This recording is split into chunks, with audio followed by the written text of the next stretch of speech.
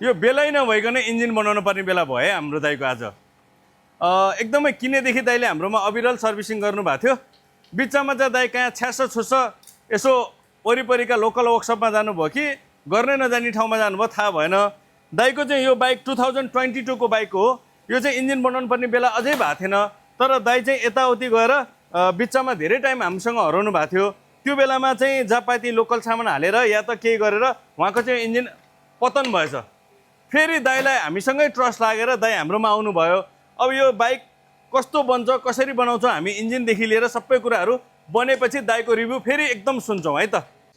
Finally हामीले चाहिँ दिनभरि लाएर दाइको इन्जिन आजको आजै दाइकै आँखा अगाडि एकदमै प्रष्ट रूपमा यो भएको यसरी बिग्रेको सबै कुरा दाइलाई बुझाएर बनायो। अहिले चाहिँ एकदमै यो बाइक सोरुम पिस, एकदमै सोरुमबाट सुरुमा दाइले झिक्दा जस्तो छ त्यस्तै सिलप्याक इन्जिन भइसकेको छ।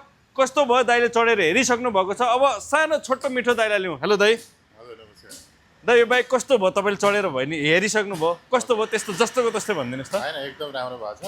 मैले पहिला किन्ने बेला नि बालाजी छ यहाँ उबाट किने हो। हजुर दाइ। किन्ने बित्तिकै तपाईँको आएर मैले सर्भिसमा हालेको थियो। हो दाइ। सुरुदेखि गर्दा गर्दा बिचमा चाहिँ अन्त कतै हो गरेँ। त्यही त दाइ। त्यतिखेर धेरै कुराहरू चाहिँ अब सामान चाहिँ डुप्लिकेट सामान हालिदिएर अब अनेकौँ भएर मलाई दुःख पाएँ। हजुर दाइ। अनि पछि फेरि तपाईँसँग जोडेर फेरि अब 4-5 वर्ष राम्रोसँग चलाएँ। अहिले राम्रो छ नि दाइ। अहिले चाहिँ एकदम राम्रो बेस्ट छ। हस् सिलप्याक इन्जिन भयो। यसमा फुल ग्यारेन्टी छ दाइ, पिर गर्नु पर्दैन। बिग्रियो भने बुलेट सर्भिस सेन्टर बालाजुले बनाउँछ।